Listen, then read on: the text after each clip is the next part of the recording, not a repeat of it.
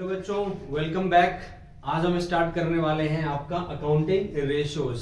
Accounting ratios ये important chapter है आपका फाइनेंशियल स्टेटमेंट बुक का, और ये एग्जाम के पर्पस के लिए भी इम्पोर्टेंट है और आपका जो वाइवा होगा उसके पर्पस के लिए भी बहुत इंपॉर्टेंट चैप्टर है ये।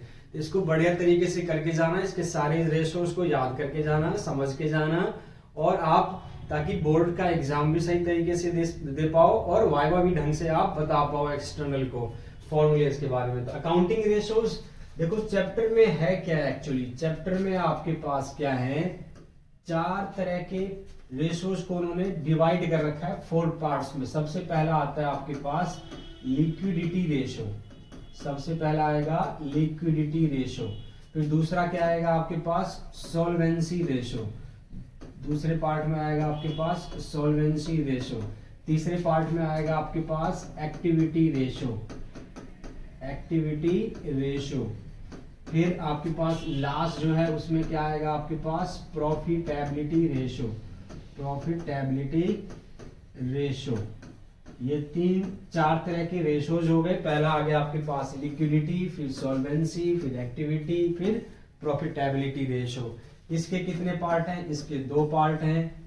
सॉल्वेंसी के पहले आपके 4 थे, लेकिन इस साल सीबीएसई ने नया फॉर्मूला डाला है। मैंने इसकी वीडियो अलग से बना रखी नए रेशियोज की, तो आप वहां से भी देख सकते हैं। तो इसके हो गए 5 रेशियोज। एक्टिविटी पहले 4 थे, लेकिन इस बार सीबीएसई ने 2 नए ऐड कर दिए, तो ये हो गए टोटल हमारे 4 और 2 6 रेशियो हो गए। 7 नहीं 6 रेशियो हो गए। और प्रॉफिटेबिलिटी रेशियो पहले भी 5 थे, अभी भी 5 है। तो ये टोटल आपके इतने सारे फॉर्मूले हो गए जो आपको याद रखने। और इन फॉर्मूले को याद करने के लिए और भी कई सारे फॉर्मूले बनते हैं, तो मैं उन सब का सिंपल वे बताऊंगा आपको याद करने का, समझने का। तो आपको प्रॉफिट अकाउंटिंग रेशियो जो है लगभग में 1 घंटे की आप मेरी वीडियो देख लेंगे तो आपका पूरा चैप्टर जो है कवर अप हो जाएगा उसी में। तो चलिए आज हम स्टार्ट करने वाले हैं किससे, आज हम स्टार्ट करने वाले हैं अकाउंटिंग का सबसे पहला लिक्विडिटी रेशियो। चलिए स्टार्ट करते हैं आज का liquidity ratio.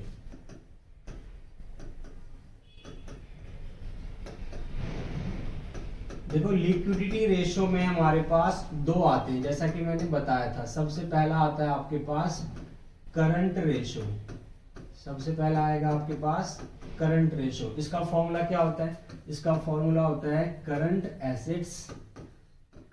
Assets divided by current liabilities, divided by current liabilities. ये फॉर्मूला हो गया करंट रेशियो का, करंट एसेट्स अपॉन में करंट लायबिलिटीज। करंट एसेट्स में क्या क्या चीजें आती हैं, करंट लायबिलिटीज में क्या क्या चीजें आती हैं, और ये रेशियो क्या बताता है, क्या इंडिकेट करता है। ये रेशियो इंडिकेट करता है, मान लीजिए कि ये रेशियो आ रहा है आपका 2:1। इसका मतलब ये कि अगर आपके पास लायबिलिटी 1 रुपीज की है, अगर लायबिलिटीज आपको 1 रुपी पे करना है करंट लायबिलिटीज, तो उसके लिए आपके पास करंट एसेट्स जो अभी अवेलेबल एसेट्स हैं वो कितने के हैं, 2 रुपए के। इसका मतलब कंपनी उसकी जो फाइनेंशियल पोजीशन है कंपनी की बहुत ही अच्छी मानी जाती है कि जो 1 रुपए देने के लिए उसके पास उससे डबल का जो है उसके पास एसेट्स अवेलेबल है। This is ideal ratio. आपसे ये भी पूछा जा सकता है कि करंट रेशियो का आइडियल रेशियो क्या है, तो आइडियल रेशियो क्या हो गया, 2:1, यानी 2:1 उसका आइडियल रेशियो हो गया। अब करंट एसेट्स में हमारे पास और क्या क्या चीजें आती हैं, करंट लायबिलिटीज में और क्या क्या चीजें आती हैं अभी बताता हूं। उससे पहले करंट रेशियो को एक और नाम से बोलते हैं, उसको बोलते हैं working capital ratio. Working capital ratio से भी इसको बोला जाता है कई बार। कई एग्जाम में आपसे आ जाए वर्किंग कैपिटल रेशियो बताओ और आपको पता ही नहीं है, तो करंट रेशियो बोलो चाहे वर्किंग कैपिटल रेशियो बोलो, दोनों का मतलब एक ही है। फॉर्मूला क्या है, करंट एसेट्स अपॉन में करंट लायबिलिटीज। अब एक एक करके देखिए कि करंट एसेट्स में क्या क्या चीजें आती हैं। तो मैंने आपके लिए पहले से ही यहाँ पे जो है फोटो डाल रखा है यहाँ पे करंट एसेट्स का। तो current assets are the assets which are likely to be converted, which are likely to be converted into cash and cash equivalent. कितने महीनों में, 12 महीनों में। वो सारे एसेट्स जिसको आप नेक्स्ट 12 मंथ में यानी उस अकाउंटिंग पीरियड में आप कैश में या कैश के इक्विवेलेंट में कन्वर्ट कर पाओ आसानी से, उसको कहते हैं हम लोग करंट एसेट्स। या with in the operational cycle हो, अगर ऑपरेशन साइकिल के अंदर ही उसका पीरियड हो तो भी क्या कहलाता है, वो करंट एसेट्स कहलाता है। इसके अंदर क्या क्या चीजें आती हैं, तो एक आती है करंट इन्वेस्टमेंट, इन्वेंट्रीज जिसको हम लोग स्टॉक्स बोलते थे, लेकिन ध्यान रखना इन्वेंट्रीज में हमें loose tools, stores and spares इनको इंक्लूड नहीं करते हम इन्वेंट्रीज में। क्यों? क्योंकि ये जो है हमारा करंट एसेट्स तो होता है, बट इसका इस्तेमाल जो होता है जैसे लूज टूल्स, ना लूज टूल्स का यूज आप मोर देन 1 ईयर भी कर सकते हो, है ना। मेरे घर में लूज टूल्स तो पड़े जो मेरे दादाजी यूज करते थे, है ना। तो लूज टूल्स करंट एसेट्स का पार्ट लिखते हैं बट होता नहीं है एक्चुअल में, इसलिए इसको loose tools, stores and spares parts को इन्वेंटरीज में, स्टॉक में इंक्लूड नहीं करना है आपको। आता है next trade receivable. Trade receivable में क्या क्या चीजें आती हैं, बिल रिसीवेबल जिसको आप लोग बोलते हो शॉर्ट फॉर्म में BR, और सन्ड्री डेटर्स। लेकिन ध्यान रखना कि उसमें से प्रोविजन को आपको क्या करना है, लेस करना है, लेस करके फिर आपको डेटर जो है करंट एसेट्स में इंक्लूड करना है, ठीक है। फिर नेक्स्ट आता है कैश एंड कैश इक्विवेलेंट, यानी जो कैश है या कैश के इक्वल ही माना गया है। क्या क्या चीजें हैं वो, cash in hand, cash at bank, cheques हो गया, ड्राफ्ट हो गया, ये सब चीजें हमारी क्या कहलाएंगी, कैश एंड कैश इक्विवेलेंट का पार्ट माना जाएगा। Short term loans and advance, short term loan and advance का मतलब जो कंपनी ने किसी को दे रखा है, किसी को दे रखा है लेकिन उसका टाइम पीरियड क्या है, विद इन द 12 मंथ, किसी को दे रखा है एज ए इन्वेस्टमेंट, है ना, तो उसको बोलते हैं short term loan and advance. वो भी किसका पार्ट होता है, हमारा करंट एसेट्स का पार्ट होता है। और अदर करंट एसेट्स में आपके पास ये 3 चीजें याद रखनी है, प्रीपेड एक्सपेंसेस, एक्रूड इनकम और एडवांस टैक्स। ये 3 चीजें जो हैं आपका, ये भी करंट एसेट्स के ही पार्ट हैं। तो करंट एसेट्स आपको ये ध्यान रखना है कि करंट एसेट्स वो एसेट्स जो 12 मंथ के अंदर कैश में या कैश के इक्विवेलेंट में उसको कन्वर्ट कर सकते हैं। अब आए बात कि करंट लायबिलिटीज पे, तो करंट लायबिलिटीज उसका उल्टा, एसेट्स था जो कैश में कन्वर्ट होता था, लायबिलिटी जो विद इन 12 मंथ के अंदर हमको पे करना है, तो उसको क्या बोलते हैं हम लोग, करंट लायबिलिटी। इसके अंदर क्या क्या आता है, सबसे पहले शॉर्ट टर्म बोरोइंग, जिसमें आप लोग क्या लिखते हो, बैंक ओवरड्राफ्ट, कई बार इसमें कैश क्रेडिट भी लिखा जाता है, कैश क्रेडिट भी इसी का पार्ट है।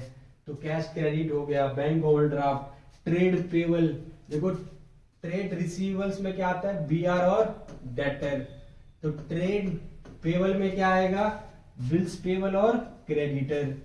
अदर करंट लायबिलिटीज में क्या क्या चीजें आएंगी, current maturity of long term डेप्ट, ये इंपॉर्टेंट है, ये बहुत ज्यादा इंपॉर्टेंट है। Current maturity of long term डेप्ट मतलब ये नॉर्मली डिवेंचर्स क्या होता है, लॉन्ग टर्म डेप्ट होता है, नॉन करंट लायबिलिटीज होती है, यानी आज अगर इशू हुआ है तो 5 साल 10 साल बाद रिडीम होगा।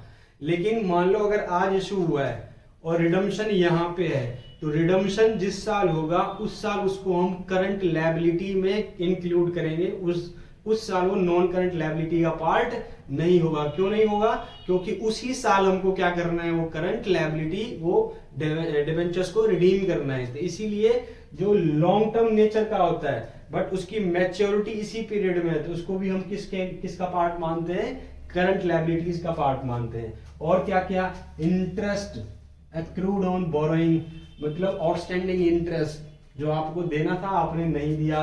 अगर कोई इनकम आपको पहले ही मिल जाए, इनकम रिसीव्ड इन एडवांस, ये भी आपकी किसका पार्ट है, करंट लायबिलिटीज का ही पार्ट है। आउटस्टैंडिंग एक्सपेंसेस, ये तो क्लास 11 से पढ़ते आए हो, ये भी हमारी करंट लायबिलिटीज का पार्ट है। अनक्लेम्ड डिविडेंड, अनक्लेम्ड डिविडेंड क्या होता है, जब कंपनी डिविडेंड देती है अपने शेयर होल्डर्स को और कोई शेयर होल्डर्स उस डिविडेंड को क्लेम नहीं करता मतलब ऐसा होता है कई बार कि उनका एड्रेस गुम हो जाता है, कंपनी के पास एड्रेस चेंज हो गया है, कुछ हो गया, किसी कारण से वो डिविडेंड नहीं दे पाई शेयर होल्डर्स को, लेकिन कंपनी उसको अपने पास करंट लायबिलिटी में ही रखती है, क्योंकि कभी भी वो शेयर होल्डर आके मांग सकता है कि हमको डिविडेंड दो जी, तो कंपनी ये नहीं बोलेगा कि अगले साल देंगे, आपको तुरंत देना पड़ेगा, तो वो करंट लायबिलिटी ही है आपका, ठीक है। फिर आता है calls in advance. Calls in advance मतलब शेयर में आपने पढ़ा था शेयर्स कैपिटल में कि अगर आपका एडवांस में मिल जाता है पैसा तो कंपनी के लिए क्या हो जाती है, वो लायबिलिटी हो जाती है। कौन सी लायबिलिटी, करंट लायबिलिटीज। और provision for tax, short term provision में प्रोविजन फॉर टैक्स। ये प्रोविजन फॉर टैक्स जो हमें गवर्नमेंट को देना होता है उसके लिए कंपनी प्रोविजन बनाती है। ये भी आपका किसका पार्ट है?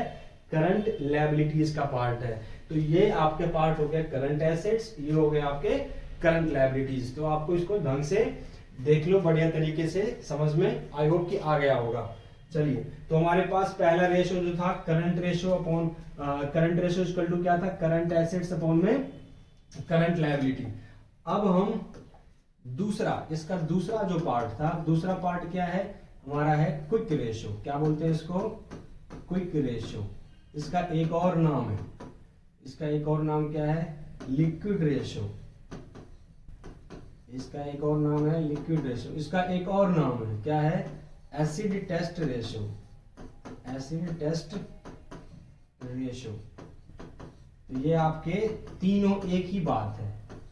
या तो क्विक रेशो के नाम से क्वेश्चन पूछ सकता है, लिक्विड रेशो के नाम से पूछ सकता है, एसिड टेस्ट रेशो के नाम से पूछ सकता है। तो ये आपके तीनों का मतलब एक ही फॉर्मूला है उसका, क्या?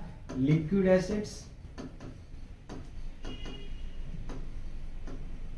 अपॉन में करंट लायबिलिटीज। करंट लायबिलिटीज, देखो करंट लायबिलिटीज करंट रेशो में भी नीचे में था डिनोमिनेटर में, और क्विक रेशो या लिक्विड रेशो में भी किस में? डिनोमिनेटर में। करंट लायबिलिटी सेम है, बस चेंज क्या हो गया? यहां था करंट एसेट और यहां क्या आ गया? Liquid asset. अब देखो लिक्विड, करंट में और लिक्विड में क्या फर्क है? तो आपको जब भी लिक्विड एसेट्स कैलकुलेट करना पड़ेगा और मान लो क्वेश्चन में तुमको करंट एसेट्स गिवन है, तो फॉर्मूला क्या होगा? करंट एसेट्स में से तीन चीजें माइनस करनी है। तीन क्या? इन्वेंट्री, एक माइनस करोगे आप इन्वेंट्री, फिर माइनस करोगे आप प्रीपेड एक्सपेंसेस, प्रीपेड एक्सपेंसेस, और फिर माइनस करोगे आप एडवांस टैक्स। क्या माइनस करोगे? Advance tax. ये तीन चीजें अगर आप माइनस कर देते हो किस में से? करंट एसेट्स में से, तो जो एसेट बचता है उस एसेट को क्या बोलते हैं हम? Liquid assets. उसको क्या बोलेंगे? Liquid assets. यानी लिक्विड एसेट्स का फॉर्मूला क्या हो गया? Current assets minus inventory minus prepaid expenses minus advance tax. इसको 3-4 बार पढ़ो, अपने आप याद हो जाएगा। Inventory, prepaid expenses, advance tax अगर हम करंट एसेट्स में से माइनस कर देते हैं तो क्या बन जाएगा हमारा? Liquid assets. और लिक्विड एसेट्स अपॉन में करंट लायबिलिटी। करंट लायबिलिटी वही जो आपके पास पहले वाले पार्ट में था, करंट रेशो में था। उन्हीं सब करंट लायबिलिटीज को यहाँ पे भी हमको इंक्लूड करना है। ठीक है, आई होप कि आपको मेरी बात, ये रेशो जो है आपको समझ में आ रहा होगा। इसके एक दो क्वेश्चंस मैं आपको करा देता हूँ। ठीक है, देखो बच्चों, ये मैंने आपका ऊपर एक क्वेश्चन लिखा है, ध्यान से देखो। आपको क्वेश्चन कह रहा है कि क्या क्या गिवन है। टोटल एसेट्स गिवन है, शेयर होल्डर्स फंड गिवन है, नॉन करंट लायबिलिटीज गिवन है, और नॉन करंट एसेट आपको दे रखा है 50,000 रुपीज का। क्वेश्चन आपसे पूछ रहा है कि बताओ उसका करंट रेशो निकाल के दिखाओ। करंट रेशो निकाल के दिखाओ। अब आप पहले, सबसे पहले क्या करेंगे? तो करंट रेशो का फॉर्मूला लिखेंगे। क्या होता है? करंट एसेट्स अपॉन में करंट लायबिलिटीज। और जितने भी करंट एसेट्स मैंने अभी आपको बताए हैं वो इनमें आपको इस एग्जांपल में एक भी नहीं दिया हुआ है ना, और करंट लायबिलिटीज के बारे में भी नहीं बता रखा। तो ये आपका इस तरह के क्वेश्चन जो हैं आपसे एग्जांपल में बोर्ड में पूछे जाएंगे। ऐसे नहीं पूछे जाएंगे कि भाई ये करंट एसेट इन्वेंट्री ये दे रखा है, इनको ऐड करो, इनको डिवाइड कर दो और आंसर निकाल के दे दो। आपको क्वेश्चन घुमाएगा, है ना। आपको जो चीज निकालनी होगी वो दे ही नहीं रखा होगा, आपको ढूंढना पड़ेगा। तो देखो, अगर इस तरह के क्वेश्चन आ जाए कि जो चीजें आपको निकालना है फॉर्मूले में चाहिए वो है ही नहीं क्वेश्चन में, है ही नहीं क्वेश्चन में, तो आप देखो मैं एक तरीका बताता हूँ आपको, वो तरीके को आप ध्यान से देखिए तो आपको बिल्कुल, है ना, जो इस तरह के फॉर्मूले आप खुद निकालना शुरू कर दो। देखो कैसे, एक बैलेंस शीट अपने दिमाग में आप हमेशा इसका पिक्चर जो है छाप के रखो। बैलेंस शीट जो क्लास 11th में जिस फॉर्मेट में पढ़ते थे उसी फॉर्मेट के हिसाब से। देखो इधर आता है मेरे पास नॉन करंट एसेट्स और इधर आता है करंट एसेट्स। इन दोनों को मिला के जो आपके पास आंसर आएगा उसको बोलोगे आप टोटल एसेट्स। क्या बोलोगे उसको आप? Total assets. अब टोटल एसेट्स जितना इधर है इतना इधर भी होगा टोटल एसेट्स, क्योंकि बैलेंस शीट का रूल ही यही होता है कि आपका लेफ्ट हैंड साइड और राइट हैंड साइड क्या होगा, हमेशा इक्वल चलेगा। तो ये और लायबिलिटी साइड में और इधर क्या आता है, इधर आता है लायबिलिटी साइड में share holders fund, share holders fund. और क्या आता है इसमें और आता है नॉन करंट लायबिलिटीज और करंट लायबिलिटीज। ये तीन चीजें इधर आती हैं, दो चीजें non current assets, current assets. तो इस तरह से आपको बैलेंस शीट अपने दिमाग में रखना है। अब समझो इसको, अब समझने के लिए इसको देखो कि शेयर होल्डर्स फंड का मतलब क्या होता है। शेयर होल्डर्स फंड का मतलब इसमें आएगा सारा का सारा कैपिटल, चाहे वो इक्विटी हो चाहे वो प्रेफरेंस हो। और क्या आएगा, reserve and surplus. Reserve and surplus तीन चीजें शेयर होल्डर्स फंड का पार्ट होता है। शेयर कैपिटल, चाहे वो इक्विटी हो चाहे वो प्रेफरेंस हो, और शेयर रिजर्व एंड सरप्लस। तो ये सब तीनों मिला के क्या बनता है, share holders fund. Non current liabilities में क्या आ गया, आपके पास डिवेंचर्स आ गए, जितने भी non current liabilities, debentures, bank loan, public loan, secured loan, mortgage loan, जितने भी हैं वो सब किसका पार्ट हो गया, नॉन करंट लायबिलिटीज का। और करंट लायबिलिटीज मैंने अभी आपको बताया, करंट एसेट्स मैंने अभी आपको बता दिए। नॉन करंट एसेट्स क्या होते हैं, जितना भी प्लांट एंड मशीनरी हो गया, नॉन करंट इन्वेस्टमेंट हो गए, बिल्डिंग हो गया, ये सब नॉन करंट एसेट्स का पार्ट है। अब देखो आपको ढूंढना है इधर से ये, और आपको ढूंढना है इधर से ये। आप देखो क्वेश्चन में क्या दिया हुआ, देखो टोटल एसेट्स दिया हुआ है 1 लाख, यानी ये वाला अमाउंट तुमको क्वेश्चन में दे दिया 1 लाख रुपए का। अगर ये 1 लाख है तो ये भी कितना होगा, 1 लाख होगा, करेक्ट। अब देखो क्या दिया हुआ है, शेयर होल्डर्स फंड दे दिया कितने का, 60,000 रुपए का, तो 60,000 यहाँ लिख दिया। और देखो क्या दिया हुआ है, 20,000 तुम्हें नॉन करंट लायबिलिटीज दे दी, यहाँ डाल दिया। अब बता सकते हो कि करंट लायबिलिटीज कितने का होगा, 1 लाख में से क्या कर दोगे, 60 और 20, 80 माइनस कर दोगे तो ये कितना बचेगा आपका, 20,000। समझ में आया, समझ में आया। नहीं तो ऐसे आप फॉर्मूले रटोगे तो दिमाग खराब हो जाएगा। बेटर है कि आप इस बैलेंस शीट को दिमाग में रख लो। ये 1 लाख था, इन तीनों का सम 1 लाख आएगा, तो 60-20 दिया हुआ है, तो इसका मतलब बाकी का कितना रह गया मेरे पास, 20। तो ये क्या बन गया, करंट लायबिलिटी। और देखो क्या दिया हुआ है इधर, नॉन करंट एसेट्स दिया हुआ है कितने का, 50,000 का। और इधर का सम कितना टोटल आएगा, 1 लाख। 1 लाख में से ये आ गया 50, तो ये भी कितना आएगा, 50। तभी तो इन दोनों का सम किसके इक्वल होगा, 1 लाख। इसका मतलब करंट एसेट्स आपको कितने मिल गए, करंट एसेट्स हो गया आपके पास 50,000 रुपीज का। और करंट लायबिलिटीज कितने की आ गई आपके पास, 20,000 रुपीज का। आप इसको कैंसिल करोगे तो ये आएगा 2.5:1। ये आपका आंसर आ गया 2.5:1। इस तरह से आपको ये क्वेश्चंस करने हैं। जब सिंपली दे रखा है फिर तो आपको पता है ये इन सबको ऐड करना है, करंट एसेट्स उनको ऐड करना है, करंट लायबिलिटीज डिवाइड कर दोगे। बट इस तरह से आपको कॉम्प्लेक्स दे दे तो आप क्या कर लोगे उस फटाफट से, ये बैलेंस शीट आपको करंट रेशो, लिक्विड रेशो में भी काम आएगा, आपको लिक्विडिटी रेशो में भी, और आपका ये सॉल्वेंसी रेशो में भी आपके इससे कई सारे फॉर्मूले आप निकाल लोगे। ये देखना है, ये ढूंढना है, ये दे रखा है, ये ढूंढना है, ये दे रखा है। मैं इस पे एक अलग से भी एक ढंग से जो है एक बैलेंस शीट बना के आपको दिखा दूंगा, और कई सारे फॉर्मूले इसी बैलेंस शीट से आपके बन जाएंगे। आई होप कि आपको ये समझ में टॉपिक आ गया, क्वेश्चन समझ में आ गया। Thank you.